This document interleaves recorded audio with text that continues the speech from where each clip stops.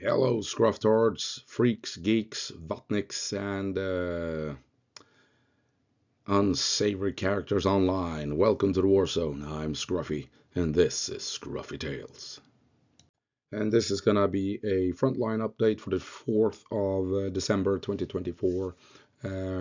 Taking a look at Kursk, Kupiansk, Kharkiv, and Pokrovsk, and what have you. Uh, just to get a feel for what's going on. Russia, Ukraine, I should say, they're having some success. They're actually pushing back and denying Russia any great advances. And, at Pokrovsk is really only the place where Russia is having significant success. But it's a slow crawl. It comes at a great cost. And yeah, so let's take a look at it. And my throat is sore still. I even called in sick from work because I would have been destroyed if I had gone to work with the way I'm feeling at the moment. But that's a different story. Now let's head on over to the maps. Right, so we'll see how this goes. The coughing is there, the sore throat is there. It is what it is. I got coffee right next to me. I'm gonna have tea later on. It is what it is. Anyway, ISW map. Not that many changes that I can pick up. Maybe, not this one, right? I think this is, for the most part, what we've seen. So ISW hasn't really updated anything down here or anywhere. Let's see. I want that one. The maps. Moving it to Kursk here. No, not much going on here either. So we're gonna take a look at Andrew Perpetua here. This is for the 3rd of December. This is interesting. We can see here Ukraine has been assaulting or attacking Russians out in the open fields, more specifically in this small valley here. So quite clearly, I mean, it makes sense. If you want to cross these open fields, you want to get into the valley because this is where you can find cover. So this is where you have targets. Nothing strange about that. And over here, this is interesting. I've talked about this position before. This is where Russia can gain access to Cherkaskoye Pereshnoye. I've talked about this access point here, and Russia forced to move down along this windbreak here, which makes it easy for Ukraine to defend. And also this point here, right here, is where Russia can try and gain access to the town, because I do believe that this area up here is more or less in Ukrainian control, and Russia needs to grab this town here before they can, or village, before they can make any moves further down, which they clearly haven't. So this small area here is where Russia will have to try and do something about in order to gain access. And long story short, I'm way past that point, but anyway, here you can see Russian shelling in this area because this is where they have to suppress the enemy and force the Ukrainians back in order to be able to push in with boots on the ground. So we're seeing that once again. They're trying to gain access to this corner of the town via these access points. There we go, coughing. Seems to be a bit quiet up here, and not much in terms of updates. Now, going back a couple of days, we had Russian drone attacks over here. Oh, that's interesting. Russian BTR destroyed, Russian shelling. Okay, that could be an indication that we do have Ukrainians up here. I think this is contested on my map, but I think I need to change that in that case. I missed this one. Ukraine and Bradley out. We already know that. Ukraine, they tried to come in from north on Nova Ivanovka. But let's move forward a couple of days to the 3rd of December. Take a look. Ukraine, they're trying to push down along this main street here, this road leading into Nova Ivanovka. This area here is where you have the main fight for this town. And Russian losses in the town itself. And so you can see Ukraine is attacking targets up here. 64 abandoned. And take a look at this. This is, now we're down, this is Novinovka, down at Darino, where you have a crossing point right here across the river. And Russia has gained access to a lot of the town itself. But take a look. Russia, if this is true, if this is actually Russia attacking the town, that means Ukraine has pushed in. If this is Russian attacks, which they are according to Andrew Perpetua. And then down here in the south, Ukrainian tanks are attacking Russian targets in the town itself. And this is, I've forgotten, but it's a heavy mechanized brigade with a lot of tanks and firepower supporting the mechanized infantry. I've forgotten the designation, but it's a heavy mechanized, not just a mechanized, but a heavy mechanized brigade. So they're attacking here. What's this? Ukrainian Leopard 2A6 abandoned. Okay. Seems like a drone found it. It's an old kill. But quite clearly, shit is going down in Darino with Ukraine pushing in this way. And then potentially moving in this way, unless this is just Russian artillery that completely missed the target and hit their own troops. But it wouldn't surprise me if this is Ukrainian attacks as well. I mean, it seems to follow this main road from Ukraine trying to hit potentially Russian targets. I don't know. Anyway, stuff is happening in Darino. That is for damn sure. Hot coffee. Awesome. So, yeah, that is Kursk. What's this? Ukraine airstrikes. Interesting that Ukraine conducts airstrikes within Russia, right? So yeah, Russia is struggling here in Ukraine. They have reached a point where the Ukrainians are actually holding and counterattacking here in Novinovka very crucially, and apparently down at Darino as well. But the most important thing or interesting thing that's been happening is, what's this Russian word? Is over here at Dvorichna, where Ukraine has pushed in and forced Russia to abandon the swamp. Remember, Russia crossed the River Oskil, grabbed hold of this swamp, and didn't go any further, according to most mappers. And now Ukraine has pushed in and secured the swamp itself. We can see this on Deep State, on Mayakovsk 73, and here on God damn it, on Andrew Perpetua's map. But this area down here is still under Russian control, it seems. Let's see if we can take a look at continue, and away you go, and I don't want you either. So here we have ISW's 3D map.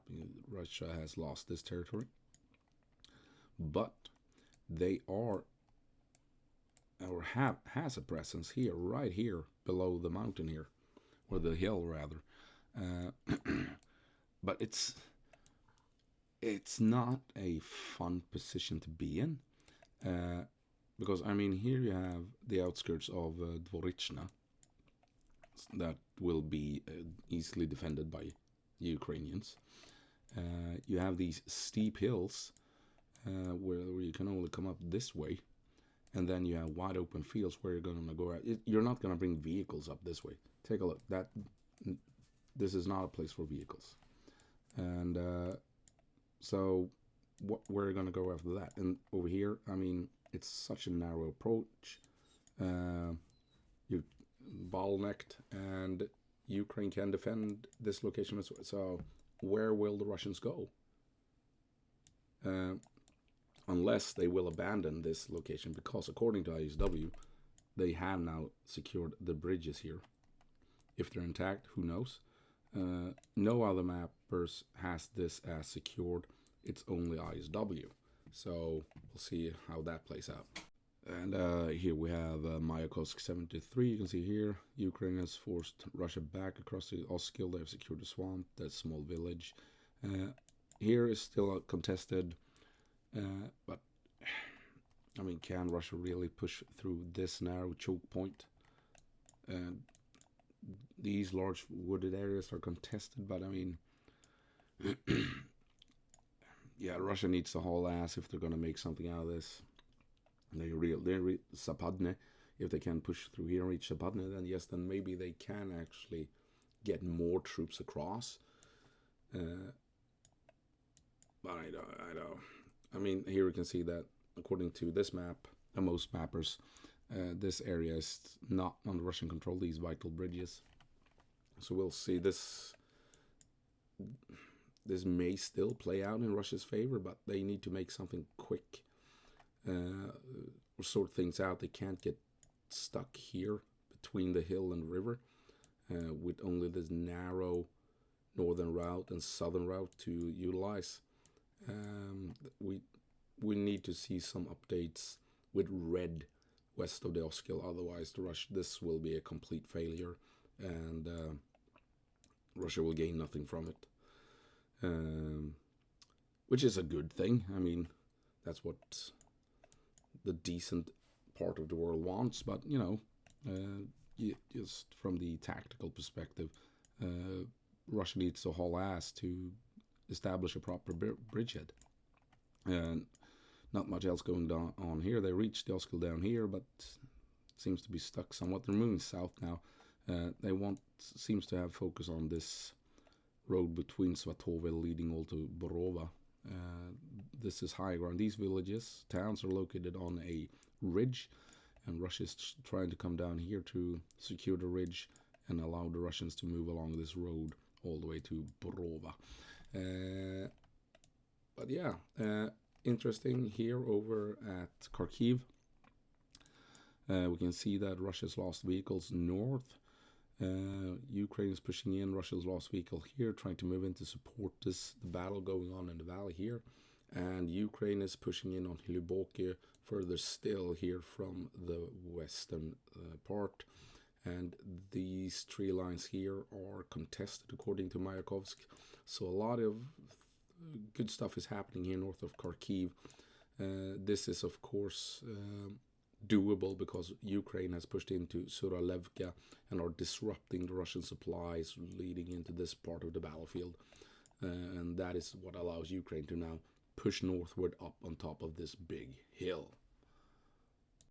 So if we take a look at my map, here we can see how Ukraine has steadily been trying to move into this valley. This is a bowl-shaped valley covered in woods. And as you can see, they're trying to get in here north of it because this is basically the only viable approach. You saw Russia trying to come in this way but got destroyed. So if Ukraine can come in here, they essentially cut off this valley from reinforcements and supplies if Ukraine can reach this patch of woods here. And then Russia, it's only a matter of time before Russia loses this entire valley. We also see up here how Ukraine is moving in this way, having secured the windbreaks here north of, is this a graveyard maybe? And I mean, they can come in this way as well. And maybe this area here is under Ukrainian control.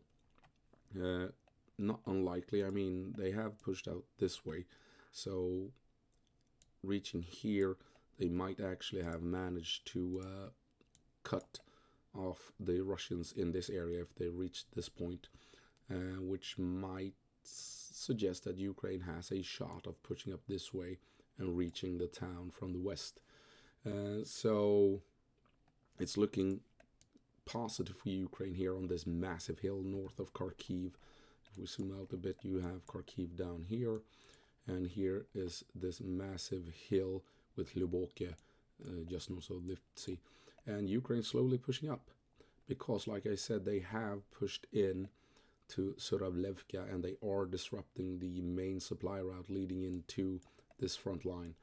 And so that is having an effect, and Ukraine is now able to push slowly, one should add, Russia back. It is positive turn of events here in Kharkiv.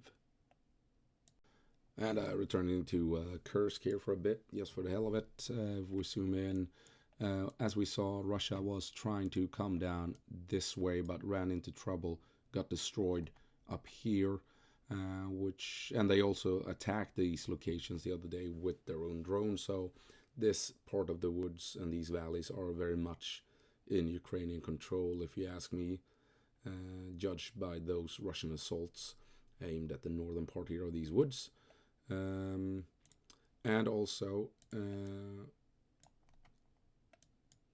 yeah, take a look. I've marked this as under Ukrainian control. That appears to be false. Much of this territory is still contested. So maybe if I make something like, let's see, from that point on, and maybe if I can find a good shade here, something like that.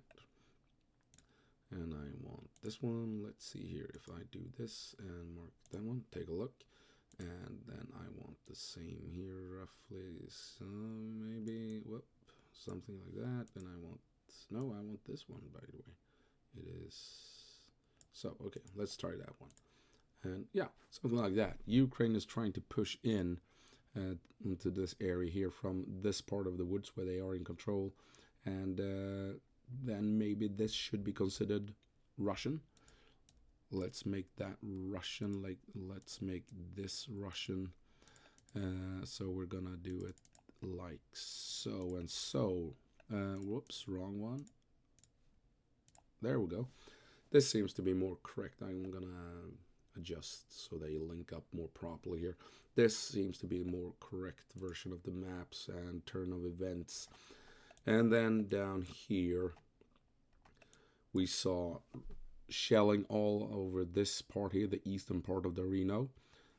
Apparently Russian, according to Andrew Perpetua. So that would suggest Ukraine is actually pushing into town from here. Maybe even coming down this way. Because, wide open fields. No, I don't think that's happening. They are probably coming in this way. And then we have, I mean, if we take a look here, Ukraine is firmly in control of this part of the battlefield. So coming up this way is not unlikely. And very interesting if this is a big move by Ukraine to push Russia back and force them north of the river here at Darino. Russian shelling, apparently, eastern part of town. Ukraine launching an assault, geolocated, spotted with drones in the southern part. And at the moment, at least, Russia appears to be under heavy pressure in Darino. And of course, we should talk a bit about Pokrovsk as well. This is where Russia is going all in, and as they should, it makes total sense. But I don't think you realize how slow of a crawl this is. This, for reference, 30 kilometers here at Kurakova. This is the deep state map, by the way. So let's take that one away. Oh, you can't see that barely. It's the 4th of September here, 2024. And, well, let's see here, 4th of October, sorry, 4th of October. And then let's jump ahead to November. Yeah, as you can see, it's not really lightning paced. And then we move on through November. It's a steady push. I mean, as you can see, slowly advancing day by day for sure. But I mean, these are not massive. And then now we're on the 4th of December here. These are not massive gains in any universe or alternate reality. This is a incredible slow crawl, and that in itself suggests that Ukraine is in control of their defensive line. They are falling back in an orderly fashion. This is a fighting withdrawal. Yes, they are losing territory because the Russians outnumber them, outgun them, and are as a consequence able to outmaneuver them. They can push in on multiple sides on each defensive point and force it to fall back, but Ukraine is still in the fight. They are killing as many Russians as possible before they decide to fall back. So it's a fighting withdrawal, and the evidence of this is the slow nature of the Russian advance. This is not a collapsing line. If the line had collapsed, Russia would be halfway to the city of Dnipro, which is not the case. And it has taken Russia 13 to 14 months to gain, make it from Avdiivka to outskirts of Shevchenko, 50 kilometers. 14 months to reach this distance. And all in all, they have not even grabbed enough territory that would allow them to occupy the country of Luxembourg, a tiny country in Europe out between Germany, France, and Belgium. So in 14 months, Russia has not even been able to occupy a tiny country like Luxembourg. Just to show you here, this is Luxembourg. Here you have Germany, France, Belgium, the Netherlands. Russia has in 14 months failed to occupy the territory of Luxembourg. So yeah, well, that's gonna have to be it. As you can see, it's clearly not a collapse down in Pokrovsk. And if you watch social media that claims that it is a collapse, they're flat out lying. It's not the case. That's all bullshit. It is very much Russia struggling with very good Ukrainian defenses and still managed to overcome them, but at a huge cost. They are pushing Ukraine back by accepting suffering huge casualties as a consequence. And but yes, Russia is gaining territory, but it's not a collapse of the Ukrainian line. And of course, Russia has failed, by the looks of it, at Vorichna, north of Kupyansk. They got across, failed to establish a proper foothold. And can they punch out of that location south of Dvorichna? It seems like, I mean, they can probably hold because it's going to be difficult for Ukraine to push in, but it's also going to be really difficult for Russia to move out, just like it was at the marshes. I don't understand why they pushed into marshlands and then decided to push into that small strip of land where they can't push out from. Very strange. And in Kursk, as we saw, kind of looks like Ukraine has the momentum at the moment. They are in fact pushing into Darino. They are pushing towards Novaya Ivanovka, and they are holding the line elsewhere with very few changes on the map overall in Russian favor. It seems as if Russia has suffered a proper bloody nose in the last month or two, and they have slowed things down overall. Figuratively speaking, it's still war, it's still combat, and people are still dying, but you know what I mean. Anyway, that's gonna have to be it. As always, go po marsh, Ukraine, and give them hell.